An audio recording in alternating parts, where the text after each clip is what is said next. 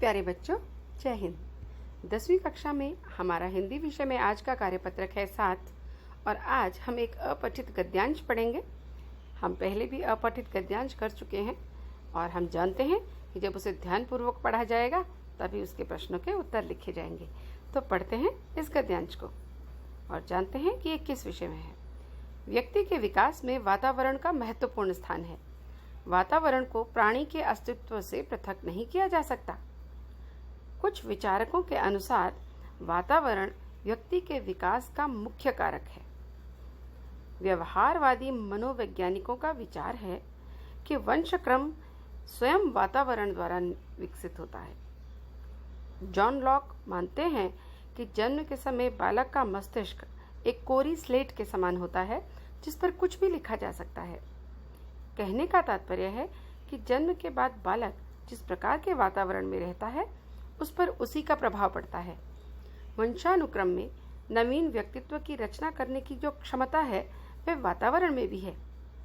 पाश्चात्य मनोवैज्ञानिकों ने वातावरण के संबंध में अनेक अध्ययन और परीक्षण किए हैं और सिद्ध किया है कि बालक के व्यक्तित्व के प्रत्येक पहलू पर भौतिक, सामाजिक और सांस्कृतिक वातावरण का व्यापक प्रभाव पड़ता है।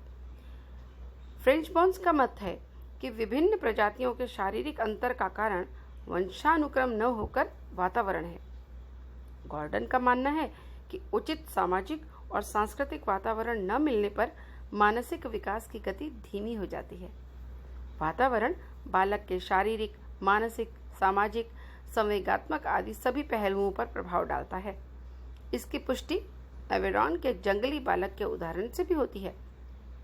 स्टीफेंस ने कहा है कि एक बच्चा जितने अधिक समय तक उत्तम पर्यावरण में रहता है वह उतना ही अधिक इस पर्यावरण की ओर प्रवृत्त होता है।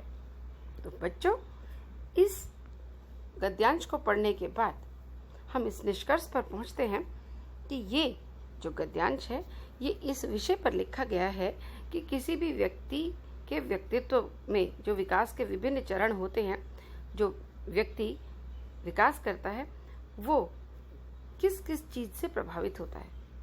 और मनोवैज्ञानिकों ने अलग अलग तरीके से इसकी व्याख्या की है।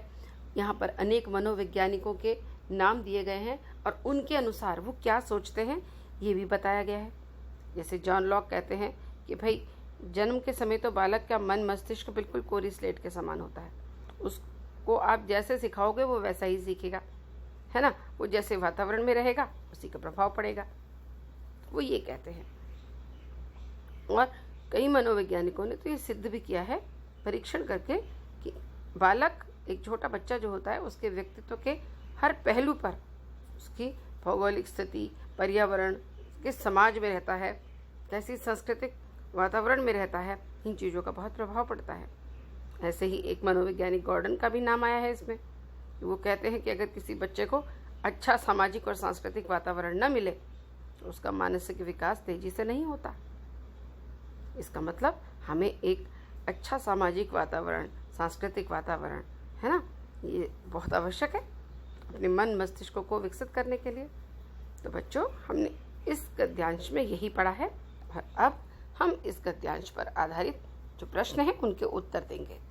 तो हमारा पहला प्रश्न है, उपर्युक्त अनुच्छेद में से इक प्रत्यय वाले 3 शब्द छांटिए।